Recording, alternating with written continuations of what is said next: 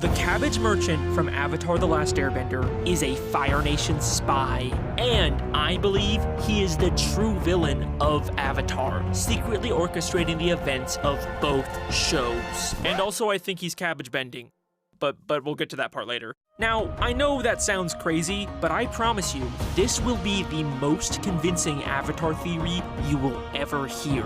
This is Cabbage Theory.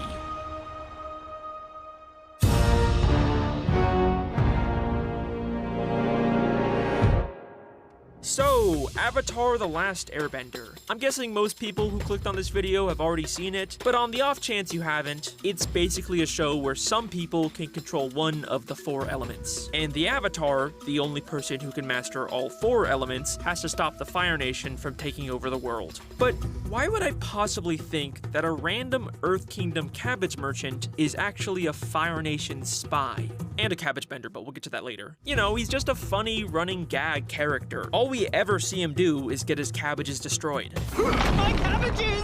My cabbages! My cabbages!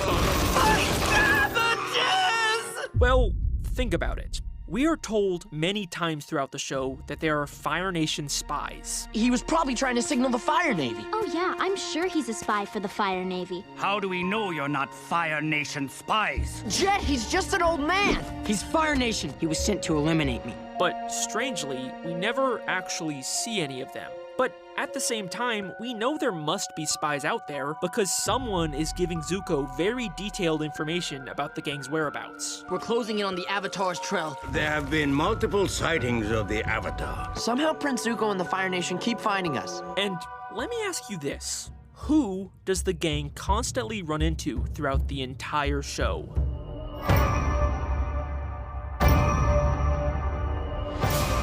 The Cabbage Merchant. Okay, I know, it still sounds like a stretch, but don't worry, we're just getting started. In Book 3, the gang goes to see a Fire Nation play all about their adventures. You guys are not gonna believe this. There's a play about us. I'm the Avatar, silly! Here to spread joy and fun! It's basically just Fire Nation propaganda where the Fire Lord is shown as the good guy and wins in the end. The world is mine. But other than that, the plot of the play is surprisingly accurate. Riddles and challenges must you face. No! Jet! What did they do to you? Must destroy! So where did they get all of this information about the gang? His sources include singing nomads, pirates, prisoners of war, and a surprisingly knowledgeable merchant of cabbage. The surprisingly knowledgeable merchant of cabbage. Huh. Why did the Cabbage Merchant, an Earth Kingdom citizen, help them write Fire Nation propaganda? Because he's actually a Fire Nation spy. Okay, wait. Maybe I'm just overthinking this. Maybe he didn't necessarily know he was helping the Fire Nation. For all we know, someone just asked him about the Avatar, and he was more than willing to complain about the guy who has destroyed his cabbages many times. You know, he might be a little petty, but there's no reason to think he's secretly trying to take down the Earth Kingdom. Right?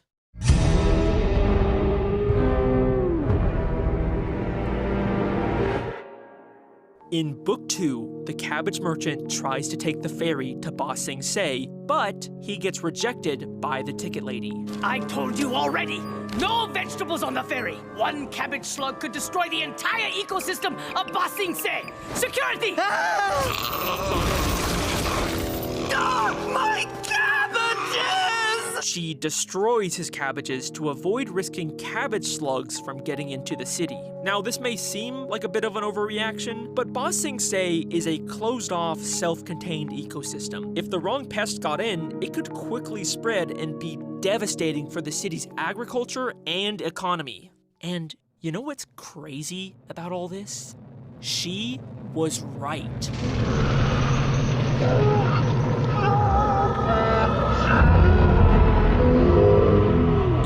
Look really closely as the cabbage cart gets destroyed, you can just barely see a cabbage slug flying through the air.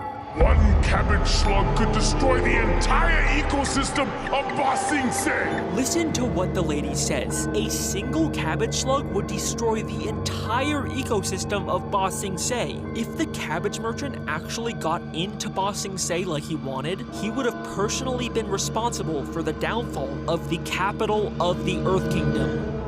Okay, that's not like a great look for the Cabbage Man, but, you know, maybe it was just an accident. No, I refuse to accept that. Look at this guy. He is so passionate and obsessed with his cabbages. Off with their heads! One for each head of cabbage! Literally, his only defining trait is how much he cares about his cabbages. Does this really seem like the type of guy who wouldn't know if he had cabbage slugs? He's a Fire Nation spy! But why? I mean, he clearly has a vendetta against Aang, but why would he be intentionally trying to take down the Earth Kingdom? Well, Aang is not the only one who destroys his cabbages. We've seen him try to enter both Omashu and Ba Sing Se, and both times Earth Kingdom bureaucrats destroyed his cabbages. What kind of slum do you think this is? Security! And these are only the times that we actually know about. For all we know, this is a regular occurrence for him. And then he's forced to watch as they immediately let Aang, his mortal enemy, inside directly after him. My cabbages! Enjoy your mush. We will. Security!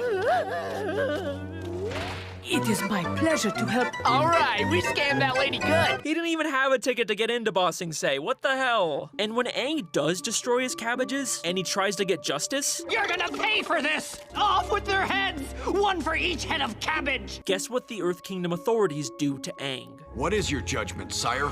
Throw them a feast.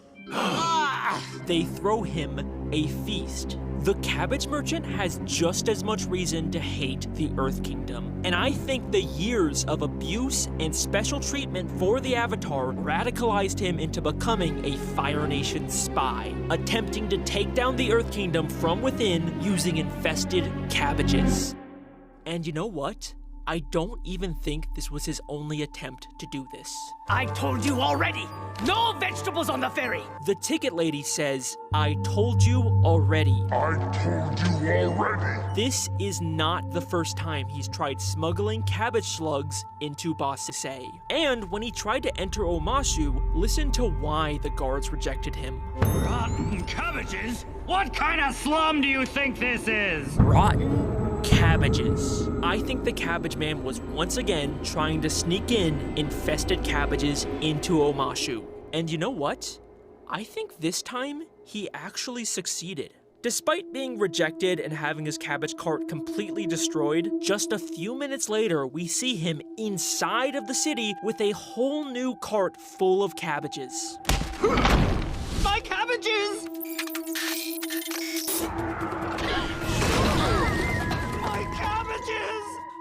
Like what? Did he just find a spare cart full of cabbages somewhere? No, I actually think these are the same cabbages. We know from Return to Omashu that there is a secret sewer entrance into the city beneath the gate, A secret passage? which is exactly where the merchant's cabbages were thrown. So I think the Cabbage Man went down there to retrieve his cabbages, discover the secret entrance, and successfully brought the infested cabbages into the city to weaken it for the Fire Nation. And you know what's really crazy about this? It worked. The next time we see Omashu, it's been conquered by the Fire Nation. The Earth Kingdom city of Oh no. They even make a point to tell us how surprising this is and how Omashu had never been conquered for the entire 100-Year War. I can't believe it. I know the war has spread far, but Omashu always seemed untouchable. Up until now it was. So why is it now suddenly so vulnerable? It's because of the Cabbage Merchant! And this is also exactly what happened to Ba Sing Se. He was rejected entry, his cabbages got destroyed, but then later we see him inside of the city with cabbages. My cap! What did he take the fucking serpent's pass? And then shortly after he arrives and starts selling his cabbages, the city gets conquered by the Fire Nation. I'm starting to notice maybe a little pattern here. You can't deny it anymore. There's too many connections. The Cabbage Merchant is working for the Fire Nation to help take down the Earth Kingdom and spy on the Avatar. And speaking of which, how exactly is the Cabbage Merchant spying on the gang? Like, obviously they've bumped into each other a couple times, but Zuko and the Ember Island players have a ton of information about the gang. Here's what you missed. We went to the Fire Nation, and you got better, and I got a sword, and I think Combustion Man died. Like, way more than anyone should have. It almost feels like there's something else going on here. And if you don't believe me, I reached out to a certified Avatar expert to see if there was any more examples of the Fire Nation knowing things they shouldn't. Right, so like in Book 3, when everyone thinks Aang is dead, how does Zuko's assassin Combustion Man keep finding them? It couldn't have just been dumb luck 3 times in 8 episodes that he was just around, right? Seems unlikely. And how'd they know to put Toph in a wooden cell anyway? I'm gonna turn you in and collect a reward. Then you metal bend yourself out of jail. Hey, what kind of cell is this? A wooden one. If you think about it, no one in the Fire Nation should know that metal bending exists. Toph only created it a few weeks ago, and the only people that have seen it are from the Earth Kingdom and the Fire Nation troops aboard that ship who were probably just horribly killed by the serpent. And Toph never uses metal bending in her scams in that episode, only earth bending. So why in the world would the Fire Nation town guards think they use a wooden cell when they're not even aware that metal bending is a thing? Thank you, Mr. Overanalyzing Avatar. So, how could the Fire Nation possibly know all of this? Especially the stuff in Book 3 when the Cabbage Merchant isn't even around. It's almost like the Fire Nation has another way to spy on the gang. A way that still involves the Cabbage Merchant, even if he isn't nearby. Okay, here's where my theory goes into full-on tinfoil hat conspiracy mode, so just brace yourself. There's a really strange detail in the episode The Puppet Master, an episode that the Cabbage Merchant isn't even in. But still, I honestly think it's one of the strangest things in the entire show. In this episode, the gang goes to a Fire Nation market and Katara buys a cabbage. Except there's something very weird about this cabbage. It clearly has a very creepy looking face on it. Like, huh? I swear, this is actually in the show. I did not edit this in. It's never even acknowledged in the episode. It's just a weird, creepy face watching the characters for no reason. Why in the world would the animators include this? It's so weird. Okay, so I have a theory. But what I'm about to say is gonna sound completely insane. It's probably the stupidest possible thing I could say, but what if the Cabbage Merchant is using the cabbages to spy on the gang?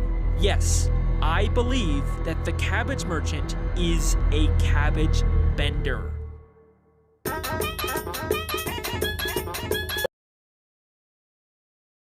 Stupid, but I swear it makes sense. Just hear me out. In this show, there is a precedent for being able to spy on people through vegetation, with the swamp. I think I know how to find them. Everything is connected.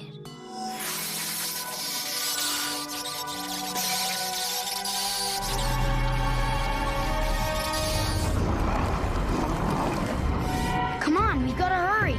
And it isn't even just like an avatar power either. Toph can use the swamp vines to literally see the entire world. I'm more connected to the world than you've ever been. I can see Sue and Lin, Zaofu and Republic City. I see everything.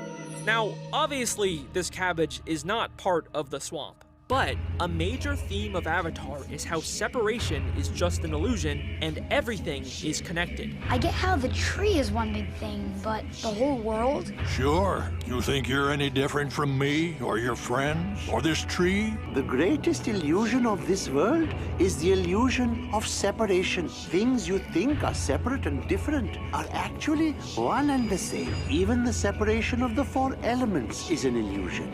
We're all connected. Everything is connected. So everything in this world, including the Cabbage Merchant and cabbages across the entire world, are connected. And I think the merchant is somehow tapping into this connection to spy on the gang. I think, like, technically you could do this with anything in Avatar. He's just, like, really honed his ability on cabbages. He's cabbage bending. and I have evidence to prove it.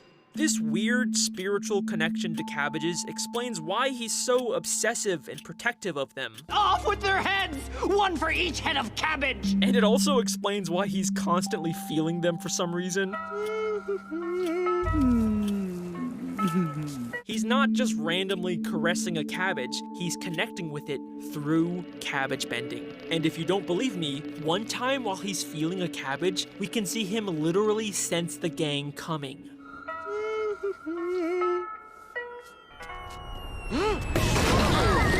Like, yeah, there was a falling sound, but if you listen closely, he senses them before we can hear the sound.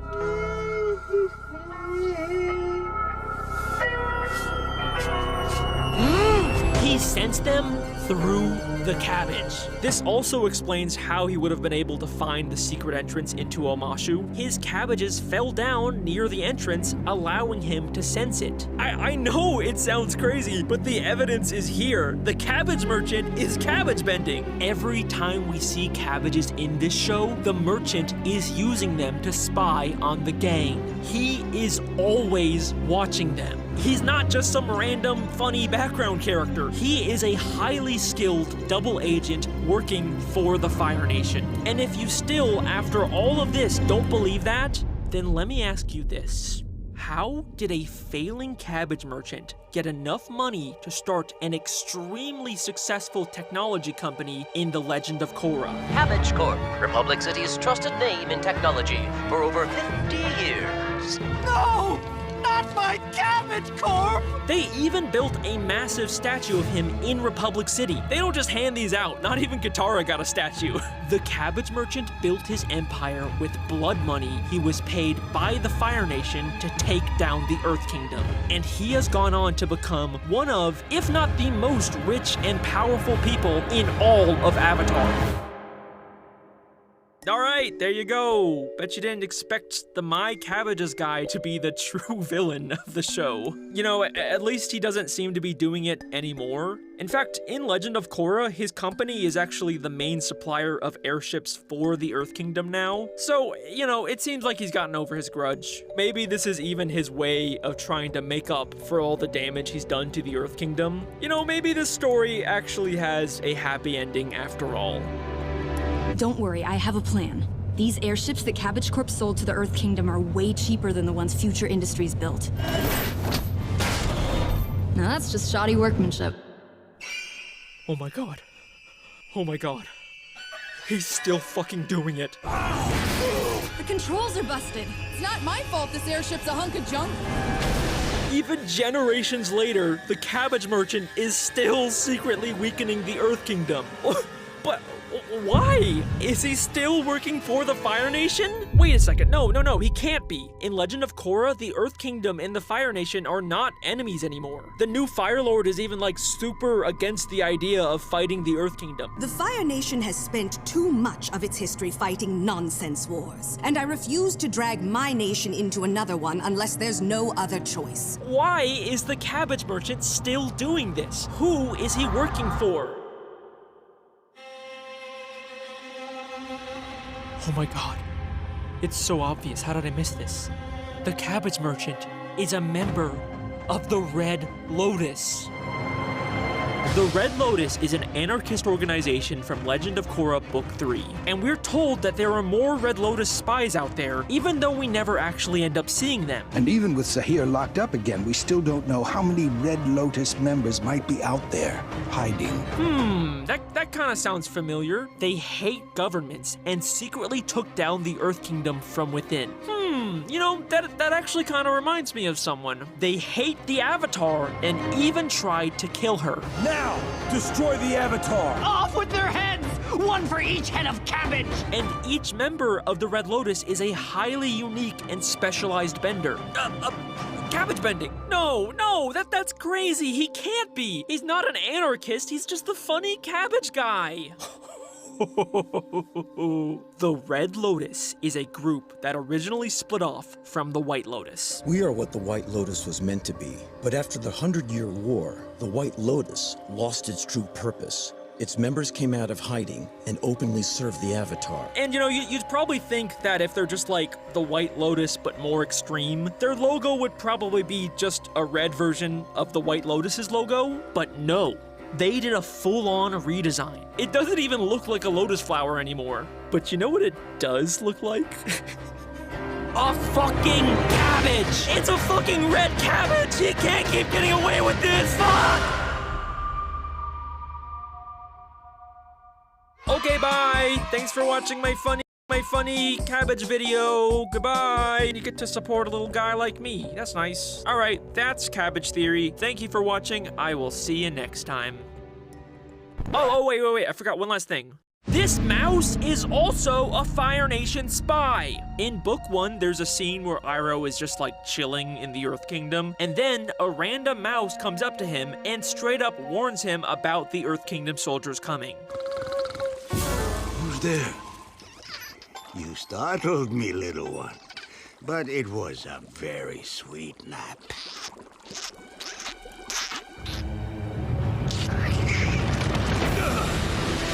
Like, there is no other way to interpret this. This mouse was 100% warning Iroh. And then, 6 episodes later, Momo brings Katara a mouse that looks exactly the same.